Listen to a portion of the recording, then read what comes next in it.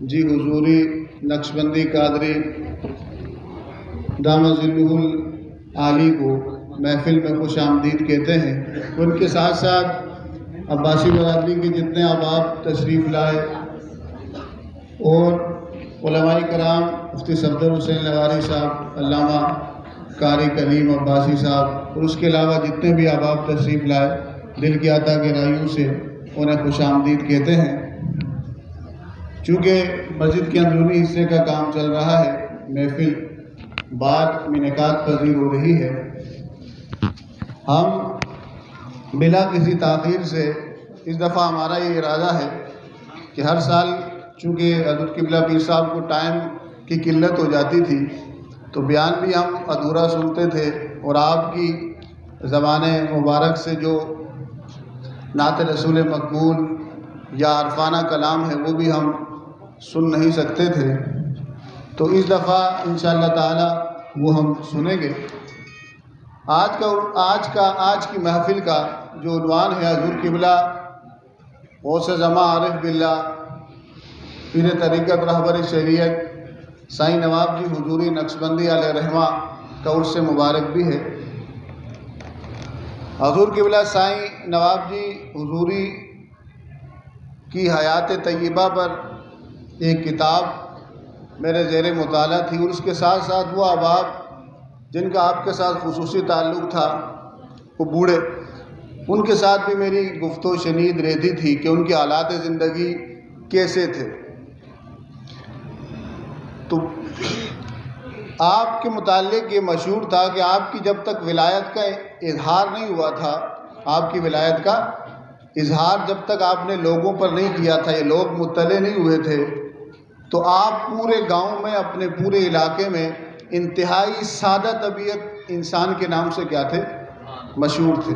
یہاں تک کہ ایک بزرگ فرماتے ہیں کہ کوئی بھی کام ہوتا، کسی بندے کو کوئی بھی کام ہوتا، تو اگر کوئی چاہتا کہ میرا یہ کوئی کام ہو جائے، اگر کوئی بندہ آپ سے کوئی کام کہتا، حضور قبلہ پیر صاحب سے کوئی کام کہتا، تو کبھی آپ نہ نہیں کرتے، چھوٹا بچہ کہے، بڑا کہے، بوڑھا کہے، جوان کہے، مشقت والا کام کہے، آسان والا کام کہے، آپ کی زبان پر نہ نہیں ہوتی تھی۔ انتہائی سادہ تھے، اور انتہائی سادہ کے ساتھ ساتھ احتیاط کی زندگی تھی، کھانے پینے میں احتیاط تھی، انتہائی درجے کے متقی تھے، انتہائی درجے کے اللہ تعالیٰ کی یاد میں مگن رہنے والے، ذکر اللہ کی کثرت کرنے والے، اور اس کے ساتھ ساتھ رب کریم نے آپ کو جب اپنا خصوصی قرب عطا کیا تو آپ کو مقام حضوری عطا فرمایا۔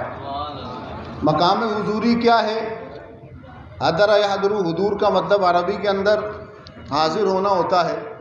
ایک تو حضوری کا مطلب یہ ہے کہ جو بندہ ہر وقت اللہ کی یاد میں حاضر رہے، ایک مطلب تو یہ ہوتا ہے۔ ایک مقام حضوری جو صوفیاء کے اصطلاح میں کہا جاتا ہے، تو اس سے مراد دو معنی ہوتے ہیں۔ وہ اللہ کا ولی جو اپنے جسم کے ساتھ حضور کی بارگاہ میں حاضر ہو، یا اس کی نگاہ ہر وقت رسول اللہ صلی اللہ علیہ وسلم کی یاد سے، حضور صلی اللہ علیہ وسلم کے دیدار سے مشرف ہو رہی ہو۔ مقام حضوری، صوفیہ جب مقام حضوری کا لفظ کہتے ہیں کہ فلاں بزرگ مقام حضوری پر فائز تھا، آپ مقام حضوری پر فائز تھے ہی، لوگوں کو فائز کروایا بھی کرتے تھے۔ آپ کو رسول اللہ صلی اللہ علیہ وسلم سے خصوصی نسبت تھی، اور حضور شیخ عبد القادر جیلانی، حضور سیدنا شیخ عبد القادر جیلانی غوث اعظم رضی اللہ تعالیٰ عنہ سے خصوصی نسبت تھی، اور آپ رضی اللہ تعالیٰ عنہ کہ آپ رحمۃ اللہ تعالیٰ علیہ حضور قبلہ پیر صاحب سائیں نواب جی حضوری علیہ رحمہ پر خصوصی معاملہ تھا۔ یہاں تک کہ بزرگان دین فرماتے ہیں، جو ان کے مریدوں میں سے تھے یا ان کے صاحبزادے کے مریدوں میں سے تھے، آپ یہ فرماتے ہیں کہ رسول اللہ صلی اللہ علیہ وسلم کی مجلس میں بھی آپ کی حاضری رہتی تھی، اور حضور غوث اعظم علیہ رحمہ کی مجلس میں بھی آپ کی حاضری رہتی تھی۔ آپ انتہائی درجے کے مشفق، شفیق تھے، با کردار تھے، کثرت کے ساتھ قرآن کی تلاوت کرنے والے تھے، کثرت کے ساتھ درود شریف پڑھنے والے تھے، ذکر اللہ کرنے والے تھے، پردہ رکھنے والے تھے۔ کس والے تھے؟ پردہ رکھنے والے تھے۔ تو آپ کا یہ عرس ہمارے لیے برکت کا باعث بھی ہے، رحمت کا باعث بھی ہے، اور رب کے قرب کا باعث بھی ہے، رب تک پہنچنے کا ذریعہ بھی ہے۔ کیوں کہ اولیاء کرام کے تذکرے کیوں ہوتے ہیں؟ کہ انہوں نے اپنی زندگی کا ہر لمحہ قرآن کے حضور صلی اللہ علیہ وسلم کی جو قول حکایتاً اللہ تعالیٰ کہتا ہے کہ آپ کہیں قل ان صلاتی و نسکی و محیایا و مماتی للہ رب العالمین لا شریک لہ وبذالک امرت وانا اول المسلمین. آپ کہہ دیں قل ان صلاتی، بے شک میری نمازیں، و نسکی میری قربانی، و محیایا و مماتی میری زندگی کا ہر لمحہ، میری موت کے بعد کی زندگی بھی کس کے لیے ہے؟ اللہ کے لیے. قل ان صلاتی و نسکی و محیایا و مماتی للہ رب العالمین، سب کچھ کس کے لیے ہے؟ اللہ کے لیے ہے. لا شریک لہ وبذالک امرت، اس کے ساتھ میں کسی کو شریک قرار نہیں دیتا، اسی کا مجھے حکم دیا گیا ہے. تو آپ کی پوری زندگی کو اگر ان کیپسول فارم بیان کیا جائے، خلاصتاً بیان کیا جائے، تو یہ کہا جائے گا کہ رسول اللہ صلی اللہ علیہ وسلم کے کردار کا عکس تھے. آپ صلی اللہ علیہ وسلم کے اسوہ پر کامل چلنے والے تھے، با کردار تھے، سیرت میں بھی اعلیٰ تھے، کردار میں بھی اعلیٰ تھے، علم میں بھی اعلیٰ تھے، سخاوت میں بھی اعلیٰ تھے، حیا میں بھی اعلیٰ تھے، شرافت میں بھی اعلیٰ تھے، سعادت میں بھی اعلیٰ تھے، قرب الہی میں بھی اعلیٰ تھے، رب کریم کے ساتھ تعلق میں بھی اعلیٰ تھے، رسول اللہ صلی اللہ علیہ وسلم پر فدا ہونے میں بھی اعلیٰ تھے، ادب میں بھی اعلیٰ تھے. اور ان کی پوری زندگی کا کوئی لمحہ ایسا نہیں گزرا جس کے بارے میں کوئی بندہ یہ کہے کہ رب کی یاد سے وہ غافل ہو، کیونکہ غافل اللہ کا ولی ہو ہی نہیں سکتا. غافل اللہ کا ولی ہو ہی نہیں سکتا. ان کا دل رب کی یاد میں معمور تھا، آنکھیں رب کی یاد میں معمور تھی، کان رب کی یاد میں معمور تھے. ان کی زندگی کا پوری زندگی، پوری حیات طیبہ اللہ تعالیٰ کی یاد میں، رسول اللہ صلی اللہ علیہ وسلم کی یاد میں گزرا. اللہ تعالیٰ ان کی برکتیں بھی ہم سب کو نصیب فرمائے. اور اس کے ساتھ ساتھ چونکہ یہ مہینہ سیدنا صدیق اکبر رضی اللہ تعالیٰ عنہ سے بھی ہے، سلسلہ نقشبندیہ کے سرخیل ہیں، سلسلہ نقشبندیہ کے وہ کیا ہیں؟ سرخیل ہیں. سلسلہ نقشبندیہ کے بڑے ہیں، جن کے بارے میں رسول اللہ صلی اللہ علیہ وسلم نے ارشاد فرمایا تھا جناب صدیق اکبر رضی اللہ تعالیٰ عنہ کے بارے میں کہ ما صب اللہ فی صدری الا فقد سببت فی صدر ابی بکر او کما قال علیہ الصلوۃ والسلام. جو کچھ رب کریم نے اپنی معرفت، اپنی معیت، اپنی محبت، اپنی خشیت، اپنے تقوی، اپنی رہبت میرے دل میں ڈالا، میں نے وہ سب اپنے شاگرد خاص صدیق کے دل میں ڈال دیا. وہ سب کچھ میں نے اپنے صدیق کے دل میں ڈال دیا. آپ وہی ہیں کہ آپ مولا علی رضی اللہ تعالیٰ عنہ راوی ہیں. یہ ترمذی شریف ہے میرے سامنے. مولا علی رضی اللہ تعالیٰ عنہ اس حدیث کے راوی ہیں. آپ فرماتے ہیں، یہ روایت انس سے بھی ہے، سیدنا مولا علی رضی اللہ تعالیٰ عنہ سے بھی ہے. آپ فرماتے ہیں کنت مع رسول اللہ صلی اللہ علیہ وسلم، ایک دن میں حضور صلی اللہ علیہ وسلم کے ساتھ تھا. تو آپ اچانک صدیق اکبر اور عمر فاروق حضور کی بارگاہ میں آ رہے تھے، وہ داخل ہو رہے تھے. تو حضرت علی رضی اللہ تعالیٰ عنہ ارشاد فرماتے ہیں کہ حضور نے مجھے فرمایا ہاذانی سیدہ قبول اہل الجنہ من الاولین والآخرین الا النبیین والمرسلین یا علی ولا تخبرہم. اے علی، یہ جو آ رہے ہیں دو، جن کو تم ابو بکر کے نام سے جانتے ہو، عمر کے نام سے جانتے ہو، جو میرے صحابی ہیں، یہ جنت کے اندر جو بڑی عمر کے لوگ داخل ہوں گے، جب داخل ہوگا، جو بڑی عمر کے لوگ داخل ہوں گے، ان سارے بڑی عمر کے لوگوں کے جو سردار ہوں گے، سرپرست ہوں گے، وہ سب سے اعلیٰ جو ہوں گے، بڑی عمر کے لوگوں کے جو سردار ہوں گے، یہ دو ہوں گے، سوائے نبیین کے، سوائے انبیاء اور رسولوں کے. اور کہا کہ علی ابھی ان کو یہ بات نہیں بتانا. مولا علی نے اس حدیث کو روایت کرتے اور ساتھ یہ جملہ بھی بولتے کہ حضور نے فرمایا تھا کہ لا تخبرہما، ان کو یہ بات مت بتانے، نہیں بعد میں اس کا ذکر ان کے ساتھ کر لینا. تو حضرت ابوبکر صدیق رضی اللہ تعالیٰ عنہ ہیں یا صحابہ کرام رضوان اللہ تعالیٰ علیہ میں عشرہ مبشرہ صحابہ ہوں، تو ان کے متعلق یہ ترمذی کی حدیث بڑی مشہور ہے، جس میں آپ صلی اللہ علیہ وسلم نے 10 صحابہ کا نام لے کر کہا کہ وہ جنت میں ہیں. کس میں ہے؟ ایک ہوتا ہے جنتی ہونا، حدیث کے لفظ کیا ہیں؟ جنت میں ہیں، جنت میں ہیں، باقاعدہ نام لیا. اس حدیث کے راوی کون ہیں؟ اس حدیث کے راوی عبد الرحمن بن عوف ہیں. عبد الرحمن بن، پہلے اس حدیث کو پڑھتے ہیں، 10 صحابی کا نام لیتے ہیں جن کے بارے میں حضور نے کہا کہ وہ جنت میں ہیں. جملہ سن لینا، عربی میں لفظ آتا ہے ابو بکر جنتی جون، اس کا مطلب جنتی ہیں، وہ جنت میں ہوں گے، یہ الگ لفظ ہے. وہ جنت میں جائیں گے، یہ الگ لفظ ہے. وہ جنت میں ہیں، عربی میں اس کے جملہ استعمال ہوا، وہ جنت میں ہیں.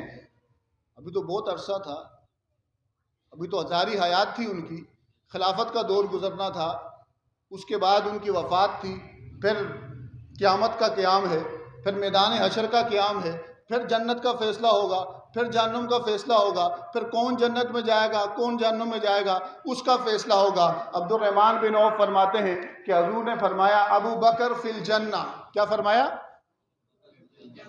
ابو بکر، پھر عربی گرامر کے لحاظ سے ایک بات بھی آپ کو بتاؤں گا، ابو بکر فی الجنہ کیا کہا؟ پھر فرمایا عمر فی الجنہ، کیا فرمایا؟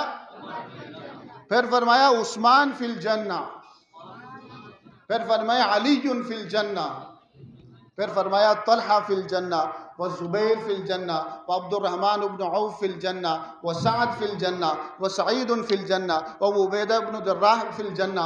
10 صحابہ کا نام لیا اور کہا کہ یہ جنت میں ہیں۔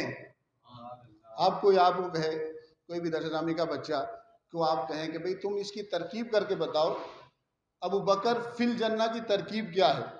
ترکیب میں بتاؤں وہ کیا جملہ بولے گا؟ وہ ترکیب میں بولے گا ابو بکر فی الجنتی موجودن، کیا جملہ بولے گا؟ اس کے بغیر یہ جملہ ٹھیک نہیں ہوگا اس کا۔ ابو بکر جار مجرور ہے، ابو بکر فی الجنتی موجودن، کہہ رہے کون ہیں؟ حضور کہہ رہے ہیں کہ ابو بکر جنت میں ہیں، مطلب جنت میں موجود ہیں۔ کہہ کون رہا ہے؟ حضور کہہ رہے ہیں کہ حضور صلی اللہ علیہ نبی کہہ رہے ہیں، سید الانبیاء کہہ رہے ہیں۔ وہ کیوں کہہ رہے ہیں کہ مولا علی جنت میں ہے، عثمان غنی جنت میں ہے، عمر فاروق جنت میں ہے، طلحہ جنت میں ہے، سعید جنت میں ہے، سعد جنت میں ہے، عبد الرحمن بن عوف جنت میں ہے، ابو عبیدہ بن جراح جنت میں ہیں۔ جنت، جب حضور نے یہ جملے کہے تھے اس وقت وہ سب کہاں تھے؟ حضور کے سامنے تھے، زندہ تھے، ابھی تو وفات نہیں، خلافت کا دور گزرنا تھا، صدیق اکبر کا دور بھی گزرنا تھا، عمر فاروق کا دور بھی گزرنا تھا، عثمان غنی رضی اللہ تعالیٰ عنہ کا بھی دور گزرنا تھا، سیدنا مولا علی کا دور بھی گزرنا تھا۔ حضور پورے دور کو دیکھتے ہوئے ان کی زندگی کے ہر لمحے پر نگاہ نبوت سے حضور دیکھ رہے تھے، ان کی وفات کو بھی دیکھ رہے تھے کہ ان کی پوری زندگی ایمان پر، اسلام پر گزرے گی، وفات بھی ایمان اور اسلام پر ہوگی، قبر میں بھی یہ لوگ کامیاب ہوں گے، میدان حشر میں بھی یہ لوگ کامیاب ہوں گے۔ نبی کی بات قطعی اور یقینی ہوتی ہے۔ عربی کے اندر یہ تاکید کا اسلوب ہوتا ہے، محض تاکید نہیں۔ جب نبی کوئی یہ جملہ بولے تو یہ تاکیدی جملہ ہی نہیں ہوتا، بلکہ قطعی بھی ہوتا ہے، حتمی بھی ہوتا ہے، یقینی بھی ہوتا ہے۔ حضور فرما رہے ہیں یہ میں کہہ رہا ہوں کہ ابو بکر جنتی ہیں، جنت میں ہیں، مطلب جنت میں موجود ہیں، پھر تو اس زمین پر رہے ہیں لیکن ان کا ٹھکانہ جنت ہوگا۔ وہ جنت کیا، جب دفن بھی کہاں ہوئے، مدفن بھی کیا ہوا؟ حضور کے پہلوں میں، حضور کے پہلوں میں۔ تو آپ صلی اللہ علیہ وسلم نے یہ بشارت دے دی، کیا دے دی؟ حضور احد پہاڑ پر تھے، احد پہاڑ ہلا، حضور کے ساتھ سیدنا صدیق اکبر تھے، عمر فاروق اللہ تعالیٰ عنہ تھے، عثمان غنی تھے۔ حضور نے فرمایا اسبت یا احد، پہاڑ رک جا، پہاڑ رک جا، انما علی کا نبی و صدیق و شہیدان، تجھ پر کون کون ابھی اس وقت موجود ہے؟ ایک نبی، ایک صدیق اور 2 شہید۔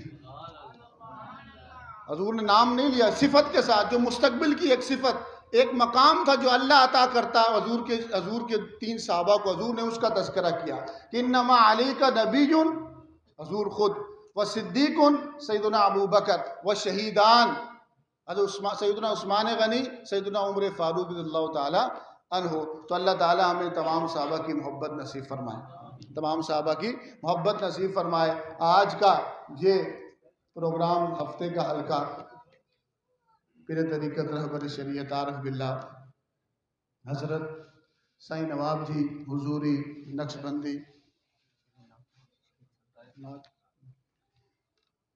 سائیں نواب جی حضوری نقشبندی قادری رحمۃ اللہ تعالی علیہ کے عرس سے منسوب ہیں۔